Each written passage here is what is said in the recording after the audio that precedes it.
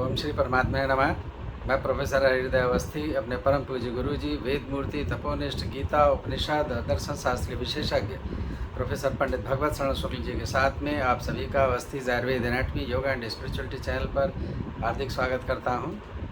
हम लोग सांख्य तत्व कौमुदी पर विचार कर रहे हैं और चौथी कारिका है और उसकी सरल व्याख्या गुरु जी करेंगे।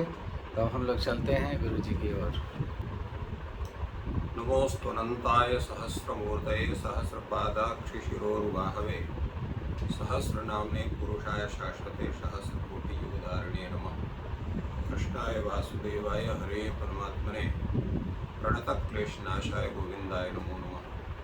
इस चैनल से संबद्ध सभी विद्वद्गण, सभी जिज्ञासु छात्रवृंद, सहृदय सज्जन वृंद एवं इस चैनल के संस्थापक तथा प्रबंधक आचार्य हरिहृदय अवस्थी जी, हम लोग सांख्य शास्त्र के विचार के क्रम में सांख्य तत्व कौमुदी पर चर्चा कर रहे हैं। इसमें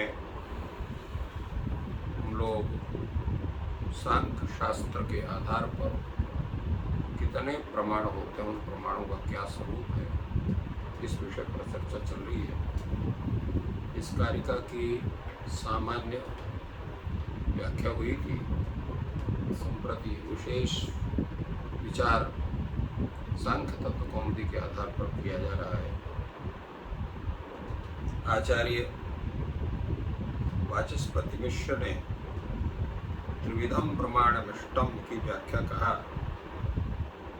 कि तिस्रो विधा अस्य प्रमाण सामान्य से तत्त्रिविधम न न्यूनम नाप्यधिकम, अर्थात तीन ही प्रमाणों की यहाँ पर विधा है, इसलिए त्रिविध कहा, न कम न अधिक।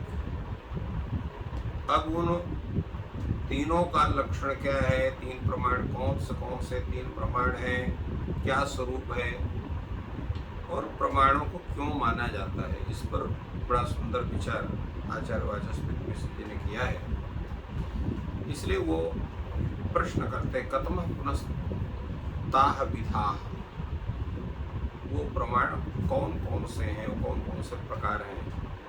इसका उत्तर दिया गया दृष्टम अनुमानम आप्तवचनम। कारिका में भी आया है विधम प्रमाण इष्टम दृष्टम अनुमानम आप्तवचनम दस्र प्रमाण सिद्धत्वा विधम प्रमाण इष्टम प्रवेश सिद्धि प्रमाणार्थी, ये कारिका में आया। तो दृष्टम अनुमानम आप्तवचनम, तो ये जो तीनों प्रमाणों का जो विचार हुआ है, किस आधार पर हुआ है, इसकी व्याख्या करते हुए आचार्य कहते हैं एतच्च लौकिक प्रमाणाभिप्रायेण लोक व्युत्पादनार्थत्वात् शास्त्रस्य तस्यैवात्र अधिकारात् आर्षं तु विज्ञानं योगिनां ऊर्ध्वस्रोतसां न लोक व्युत्पादनाय अलम तदपि सदपि नाभीतम अनधिकारात्। इन्होंने तीन जो प्रमाण माना ये लौकिक प्रमाण के अभिप्राय से। लोक में क्या है, जो चीज़ देखी जाती है अर्थात इंद्रियों के द्वारा जिसका हम ज्ञान करते हैं, तो उसको हम दृष्ट प्रमाण कह देते हैं। और जिसको आँखों से नहीं देख पाते हैं, तो आँखों से देखी वस्तु के द्वारा जिसका हम तर्कों से ज्ञान करते हैं, उसको हम अनुमान कह देते हैं। और इन दोनों से जिसका ज्ञान नहीं हो पाता है, उसको अपने जो शास्त्र हैं या बड़े बुजुर्ग हैं उनके द्वारा कथित या उनके द्वारा प्रतिपादन के आधार पर उसको हम लोग प्रमाण मान लेते हैं। तो लोक में इन्हीं के द्वारा हम तत्त वस्तु का ज्ञान करते हैं, इसलिए इनको लौकिक प्रमाण अभिप्रायेण लोक व्युत्पादनार्थत्व, क्योंकि लोक को बतलाना है, लोक को भी शास्त्र की बात बतलाने के लौकिक प्रमाणों की, लौकिक वाक्यों की, लौकिक उदाहरणों की आवश्यकता होती है। इसलिए शास्त्र को अगर लोक को व्युत्पाद बतलाना चाहते हैं तो फिर आपको लौकिक प्रमाण के आधार पर उसका ज्ञान कराना होगा। क्योंकि लोग वही समझता है जो वहाँ पर प्रचलित रहता है। इसलिए कहा कि लोक व्युत्पादनाता शास्त्रस्य तस्यैव अत्र अधिकारः। शास्त्र की आवश्यकता क्या है? लोक व्युत्पादनार्थ, लोक को उसका ज्ञान कराना, लोक को, समाज को, संपूर्ण सामान्य समाज को, विशेष समाज को, सभी को शास्त्र का ज्ञान कराना, शास्त्र में उस व्युत्पत्ति को स्थापित करना, शास्त्र व्युत्पत्ति को स्थापित करना, ये शास्त्र का प्रयोजन है। तस्यैव अत्र अधिकारः। इसलिए सामान्य जनों का ज्ञान करने के लिए ही यहाँ पर लौकिक प्रमाणों की आवश्यकता है, और इसलिए लौकिक प्रमाणों को रखा गया। इसलिए उन्हीं का अधिकार है, उन्हीं की आवश्यकता या की पूर्ति यहाँ होती, लौकिकों के लोगों की आवश्यकता पूर्ति होती। आर्षम तो विज्ञान योगिनाम पूर्व स्रोतसा न लोक व्युत्पादनाय अलम इति सदपि नाभीतम अनधिकार। जो योगी है, ऊर्ध्वरेता है। ऊर्ध्वरेता किसको कहते हैं? माने जो विषय से बाहर है, सांसारिक विषय से जो परे है, ऐसे जो ऊर्ध्वम विषयेभ्यः वही परे तत्वे स्रोतः वृत्ति प्रवेशाम ते योगिनाम, ऐसा उनका व्याख्या करो ऊर्ध्वरेता का। अर्थात जिनको सांसारिक विषयों से कोई मतलब नहीं, ऐसे जो योगी है, ऊर्ध्वरेता है, उनको ज्ञान कराने के लिए आर्ष विज्ञान की आवश्यकता होती है। आर्ष विज्ञान का तात्पर्य क्या हुआ? ये जो है उनको जो ज्ञान कराया जाएगा, उसके लिए जो ऋषि संबंधित जो विज्ञान है उसकी उनको आवश्यकता होती है। इसलिए लोक को ज्ञान कराने के लिए ही जो वस्तु है वो उनके लिए आवश्यक नहीं होती है। तो लोक व्युत्पादनाय अलम, इसलिए सदपि नाभीतम, इसलिए वहाँ पर प्रमाण का विषय होने पर भी योगी जो है ऊर्ध्वर होता है, उनके ज्ञान कराने के लिए यहाँ पर अलौकिक प्रमाणों की आवश्यकता नहीं है, लौकिक प्रमाण से ही उनका ज्ञान हो सकता है। इसलिए कहा सदपि, विद्यमान रहने पर भी नाभीतम, उसको नहीं कहा गया। क्यों? अनधिकार, उसका यहाँ अधिकार नहीं, उसकी आवश्यकता नहीं है। इसलिए जिन प्रमाणों की आवश्यकता लोक के उत्पादनार्थ के लिए है कि शास्त्र को लोक की व्युत्पत्ति का, लोक की व्युत्पत्ति शास्त्र के द्वारा बढ़ाई जाए, तो इसलिए उन प्रमाणों का दृष्ट प्रमाण, अनुमान प्रमाण, आप्त प्रमाण की चर्चा हुई।